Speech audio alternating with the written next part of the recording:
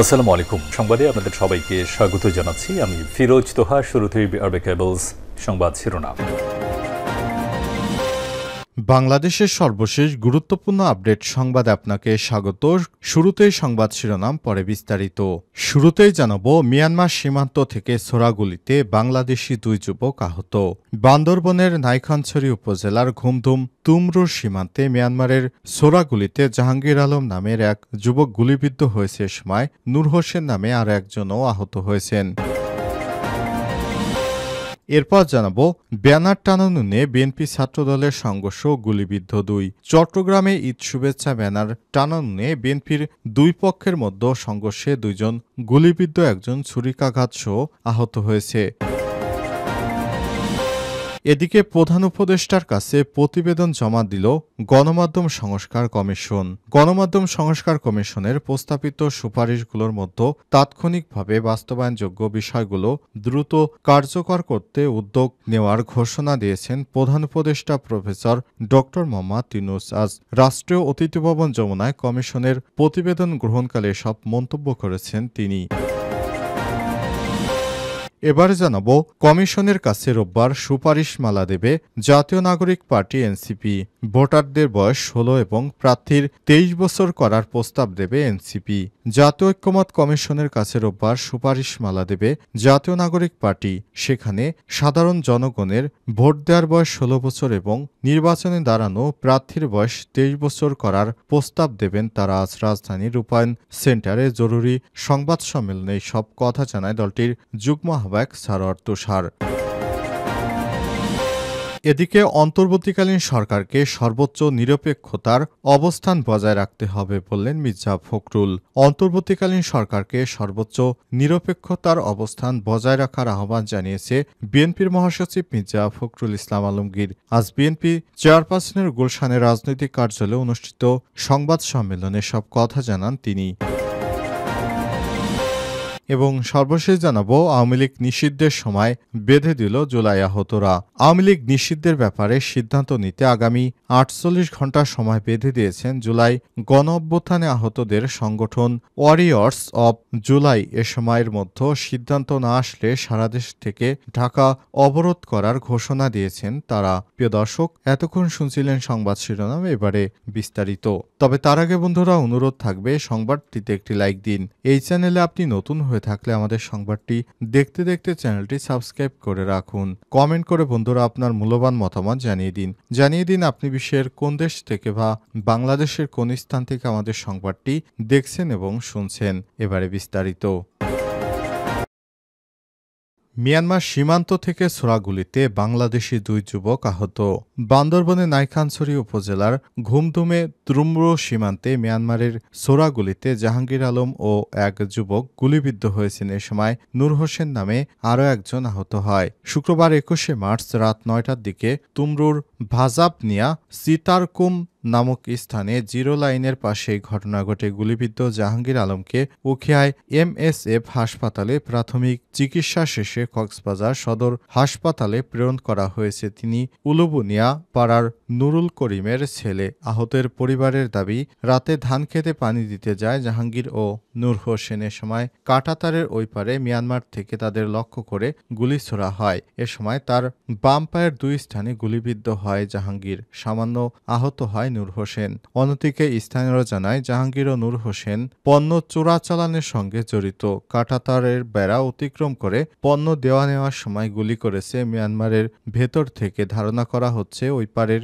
নিয়ন্ত্রণে থাকা Arakan army তাদের লক্ষ্য করে গুলি ছুড়ে। বর্তমানে সীমান্তে মাইন পুঁতে রাখা এবং গুলির কারণে আবারও আতঙ্ক দেখা দিয়েছে। ঘুমধুম পুলিশ ফাঁড়ির ইনচার্জ জাফর ইকবাল ঘটনার সত্যতা নিশ্চিত করেছেন। তিনি স্থানীয়দের উদ্ভিদে দিয়ে জানান, মিয়ানমারের অভ্যন্তরে প্রবেশ করার চেষ্টার সময় গুলি করা হয় ওপার থেকে। এতে তারা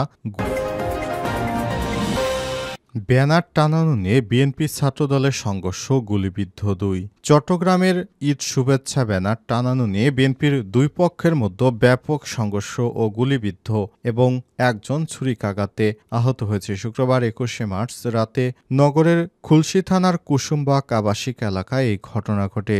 নগর বিএনপির যুগ্ম আহ্বায়ক আব্দুল হালিম শাহ আলমের অনুসারী ও নগর ছাত্রদলের সদস্য সচিব রফিকুল ইসলামের অনুসারীদের মধ্যে এই ঘটনা ঘটে। গুলিবিদ্ধ দুইজন হলেন জিয়াউর রহমান ও আনোয়ার হোসেন। তারা শাহ আলমের অনুসারী হিসেবে পরিচিত। আর ছুরিকাঘাতে আহত হন রমিজ দারোয়ান, তিনি শরীফুলের অনুসারী। খুলশী থানার ভারপ্রাপ্ত কর্মকর্তা ওসি মুজিবুর রহমান এসব তথ্য নিশ্চিত করেছেন।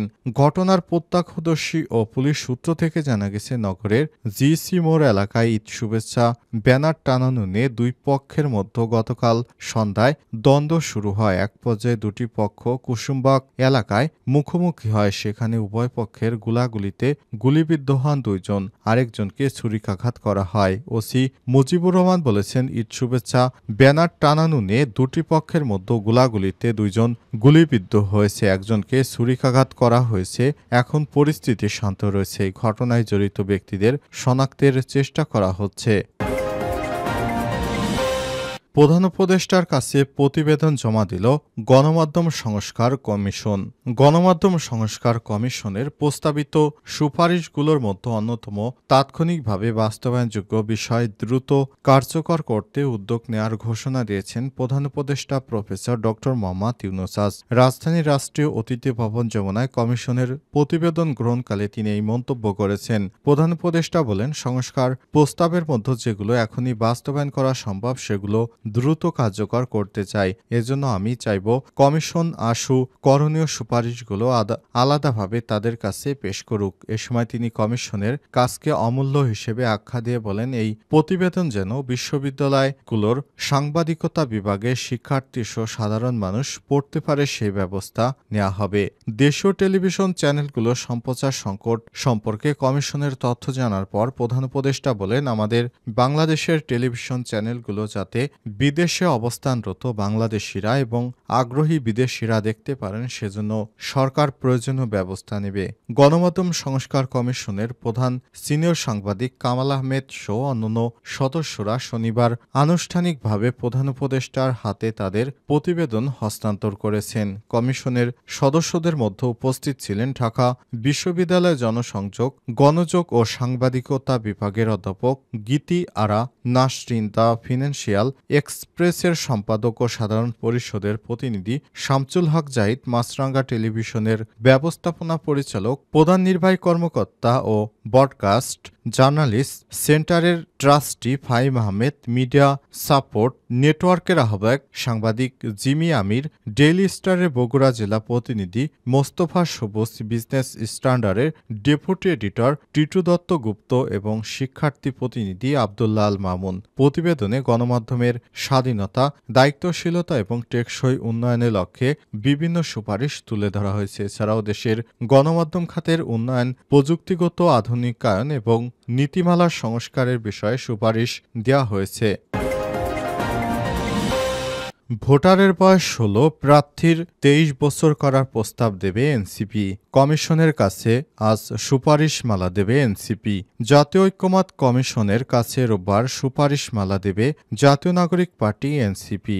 ভোট দেওয়ার বয়স ১৬ বছর এবং নির্বাচনে প্রার্থীর বয়স ২৩ বছর করার প্রস্তাব দেন তারা। শনিবার রাজধানীর রূপায়ণ সেন্টারে জরুরি সংবাদ সম্মেলনে এই কথা জানায় দলটির যুগ্ম আহ্বায়ক স্যার অর্থ সাত। তিনি বলেছেন, আগামীকাল রোববার জাতীয় ঐক্যমত্য কমিশনে সংস্কার সুপারিশমালা জমা দেওয়া হবে, যেখানে ভোট দেওয়ার বয়স ১৬ বছর এবং নির্বাচনে প্রার্থী হওয়ার বয়স ২৩ বছর করার প্রস্তাব করবে এনসিপি। এছাড়াও ১৬৬টি সংস্কার প্রস্তাবের মধ্যে ১১১টি আলোচনা ছাড়াই বাস্তবায়ন সম্ভব বলে জানিয়েছে ঐক্যমত্য কমিশন। তবে এনসিপির দাবি, এই ১১১টি সুপারিশ নিয়ে আরও আলোচনা করা দরকার। এ সময় ১৯৭২ সালে সংবিধান গ্রহণযোগ্য নয় উল্লেখ করে তিনি বলেছেন, দেশে নতুন সংবিধানের প্রয়োজন। আগামী নির্বাচনে গণপরিষদ নির্বাচন দেয়া দরকার বলেও মত দেন তিনি।